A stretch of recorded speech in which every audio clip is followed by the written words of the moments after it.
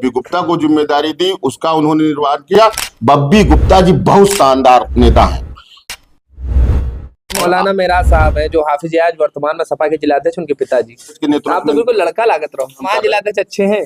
लाल टोपी वाले जो भाई साहब है, मिलता है, मैं लिखता हूँ और जब वो कहानी पूरी हो जाती है तो मैं आप लोगों के सम्मुख प्रस्तुत कर देता हूँ। पहले आप करे रहो जेल भरो आंदोलन में भी, जेल भरो आंदोलन में सब जेल वाला आंदोलन भी रहे, थूथू आंदोलन रहा, वो कब है बहुत है सुपरहिट रहा आंदोलन, जितने आंदोलन करी सबके सब बखदा बहुत है सुपरहिट रहा। 2007 से लेकर के 2012 तक की राजीव गुप्ता बब्बी के बारे में देखा तो वीरेंद्र प्रधान जी बहुत गजब की कहानी सुनाई है और पूरी बात बताई है। कहीं देखो भैया वह बकायदा संघर्षण का दौर रहा है, हम लोग बकायदा एक से बढ़कर एक आंदोलन किया और का ये बकायदा फेसबुक पर सबकी कहानी लिखा करती है और जो लिखती है वायरल बहुत होती है। तो हम कह रहा तनिक भैया किससे कहानी पर बातचीत की जाए और आप लोगों का सुनावा जाए। इनके घर कहाँ पहुंच गए भैया और फिर शुरू हुई गई बातचीत आओ का।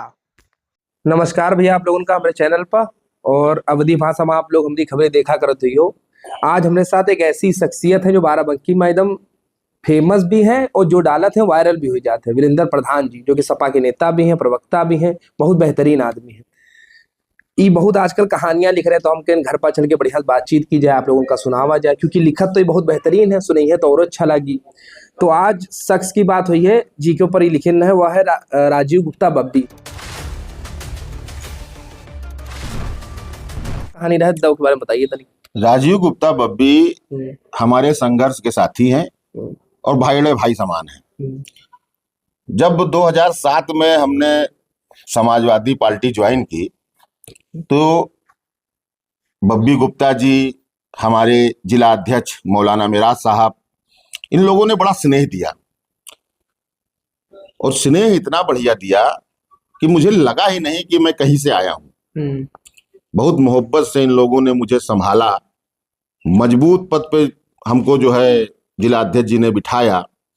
और बब्बी गुप्ता जी उस वक्त नगर अध्यक्ष हुआ करते थे और नगर अध्यक्ष के रूप में इनका कार्य बहुत बढ़िया था, इनकी टीम बड़ी मजबूत थी। जहां भी जाते थे 100 खान आदमी इनके पास नौजवान एकदम इकट्ठा रहता था, जो बहुत ही मेहनत से पार्टी के लिए काम करता था। उस वक्त शहर के अंदर बहुत ही व्यवस्थित तरीके से मतलब देखने को मिलता था कि समाजवादी पार्टी शहर के हर गली कूचे में है। इतना संघर्ष ये राजीव गुप्ता बब्बी जी करते थे। एक जगह करे थूथू आंदोलन यू बड़ा बेहतरीन है थूथू आंदोलन। जब 2007 में जो है बसपा गवर्नमेंट आई तो उस वक्त आदरणीय नेता मुलायम सिंह यादव जी ने कई आंदोलन चलाए, जिसमें एक थूथू आंदोलन भी था। थूथू आंदोलन का ये था कि जो कारगुजारियां मौजूदा सरकार की थी उन पे जो है हम लोगों को उसका विरोध करना था, तो विरोध करने के लिए उसका नाम दिया था थूथू आंदोलन। उसी के साथ में वो आंदोलन बहुत ही मजबूती से चलाया गया। उसके बाद जो है एक आंदोलन आया, घेरा डालो डेरा डालो आंदोलन।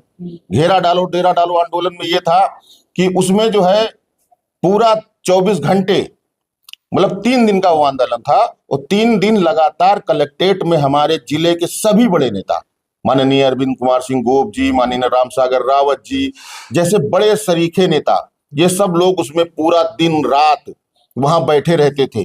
कलेक्ट्रेट में वो जो आज मौजूदा हालत में पोस्ट ऑफिस है उसी के टीन के सेट के नीचे 24 घंटा सब लोग बैठे थे। उसमें राजीव गुप्ता बब्बी जी की पूरी टीम रहती थी और नेता, जिले के बड़े नेता रहते थे।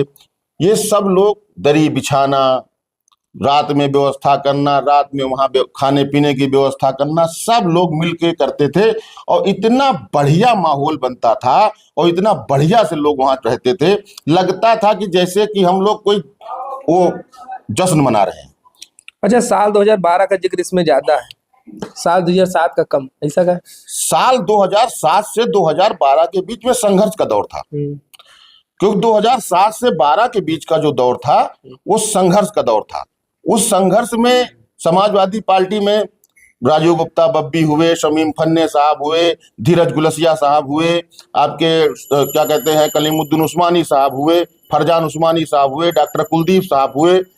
ऐसे बहुत से नेता निरंतर संघर्ष करते थे। बहुत ही मतलब गांव गली गलियारे में जाना, शहर के अंदर काम करना, एक एक वोटर से मिलना, मौजूदा सरकार की जो है कमियों को बताना, इतना बढ़िया से माननीय अरविंद कुमार सिंह गोप जी के नेतृत्व में एक काम चल रहा था, उसी का नतीजा था कि 2012 में फुल फ्लेश की सरकार आई, पूरी की पूरी बहुमत की सरकार आई और माननीय नेताजी ने अखिलेश यादव जी को उत्तर प्रदेश का मुख्यमंत्री बना के इस बाराबंकी जिले में तमाम विकास योजनाएं दी। जैसे मान लीजिए हमारे जो है क्या कहते हैं, एक हॉस्पिटल हमारे विधायक जी के नेतृत्व में बना, 6 पुल बने हमारे यहाँ शहर में डिवाइडर की व्यवस्था हुई, ऑडिटोरियम बना, ऑडिटोरियम एक नहीं बना, ऑडिटोरियम 3 बने, 2 कहाँ, एक देवा में, एक महादेवा में और एक आपके इसमें क्या कहते हैं गवर्नमेंट कॉलेज के फील्ड में, ये काम हुए। अच्छा, तो अब काहे नेता नहीं दिखाई देते जो पहले दिखाई देते? ये सब नेता दिखाई देते हैं, लेकिन बशर्ते बात इतनी है कि इस वक्त जो व्यवस्था चल रही है उस व्यवस्था में ये पता नहीं क्यों समाहित नहीं हो पा रहे हैं, अपने आप को समाहित नहीं कर पा रहे हैं। काम सब कर रहे हैं, मेहनत सब कर रहे हैं, चाहे बब्बी गुप्ता जी हो, अभी भी 2024 का जो लोकसभा चुनाव हुआ उन्होंने अपने घर पे व्यापारियों की बढ़िया मीटिंग की, जिसमें गोप जी पहुंचे, पुनिया जी पहुंचे, सब लोग पहुंचे, उन्होंने बढ़िया काम किया। ऐसे ही तमाम काम है, सब कर रहे हैं। अच्छा, जेल भरो आंदोलन पहले आप करे रहो, जेल भरो आंदोलन में ये भी हमारे आदरणीय नेता मुलायम सिंह यादव जी के उस आह्वान था कि इसमें जेल भरा जाएगा, तो सब भर दिए गए ना। अरे पूरा का पूरा पता नहीं कितने सैकड़ा लोग जेल में थे, उसमें माननीय गोप जी थे, रामसागर जी थे, आपके जो है माननीय जो है सदर विधायक जी थे, और ये सब लोग उसमें शामिल थे। अच्छा, एक फोटो है जिसमें आगे राजीव गुप्ता बब्बी नारेबाजी करे, पीछे आप चिल्ला रहे हो कस के। तो हम लोगों का काम ही था, हम नौजवान नेता थे, हम लोगों का तो काम अभी था भी तो आप जिंदाबाद, नौजवान हो। हम लोगों का काम ही था जिंदाबाद करना। आज भी हम पार्टी की जिंदाबाद कर रहे हैं, चाहे फेसबुक के माध्यम से कर रहे हो, चाहे अपने लेखन के माध्यम से कर रहे हो, चाहे न्यूज भेजने के माध्यम, जो पार्टी ने हमको जिम्मेदारी दी हम उसका काम करते रहे। जो पार्टी ने बब्बी गुप्ता को जिम्मेदारी दी उसका उन्होंने निर्वहन किया। बब्बी गुप्ता जी बहुत शानदार नेता हैं, उन्होंने उसी के दम पे उनको जो है क्या कहते हैं चेयरमैनी का टिकट भी मिला था, वो चेयरमैनी का चुनाव भी लड़े थे। हाँ, इत्तेफाक है वो चुनाव हार गए, लेकिन वो शानदार नेता है। अच्छा, अभी आपने बब्बी जी के बारे में कहानी लिखी, इसके बाद किसकी आने वाली? देखिए, इसके बाद मैंने कई कहानियां लिखी हैं, जी। जिसमें मैंने जो है क्या कहते हैं संतोष वर्मा जी पर लिखी है, जो पूर्व विधायक दरियाबाद के थे, राधेश्याम वर्मा जी, उनके बेटे हैं। उसके बाद मैंने जो है क्या कहते हैं आपके बसंत सिंह गौतम जी के ऊपर लिखी, जो हमारी पार्टी के अनुसूचित मोर्चा के जिला अध्यक्ष रहे हैं, उनके ऊपर लिखी। ऐसी मैंने कई कहानियां लिखी। मतलब इसका उद्देश्य क्या है और रिलीज करते हैं? मेरा उद्देश्य सिर्फ इतना है कि जो आज नई पीढ़ी है समाजवादी पार्टी में, जो नई पीढ़ी है वो अपने पुराने नेताओं के बारे में जाने।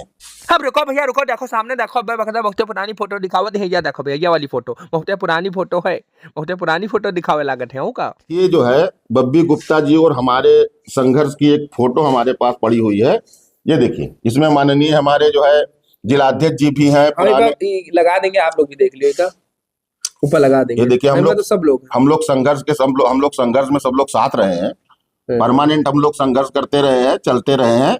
ये मौलाना मेराज साहब है जो हाफिज आज वर्तमान में सपा के जिलाध्यक्ष, उनके पिताजी।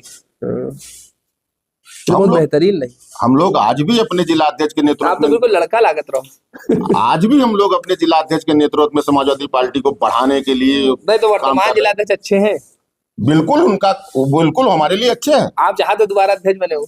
देखिए, हम ये कहते अगर पार्टी उनको बनाएगी तो हम उनके साथ हैं। हम पार्टी के विरोध में थोड़ी है, नाम जिलाध्यक्ष जी के विरोध में। हम तो अपनी बात कह रहे हैं, अपनी दावेदारी कर रहे हैं, जैसे सब लोग कर रहे हैं। भाई साहब कौन है जो आपके साथ है? लाल टोपी वाले। देखिए, ये लाल टोपी वाले जो भाई साहब हैं, इनको आप पहचानिए, ये आपके ओसामा अंसारी साहब। अच्छा, ओसामा बहुत पुराने नेता रहे जी। और चश्मा वाले, ये डॉक्टर साहब हैं, पैथिक के डॉक्टर साहब हैं, उनके बेटे हैं ये।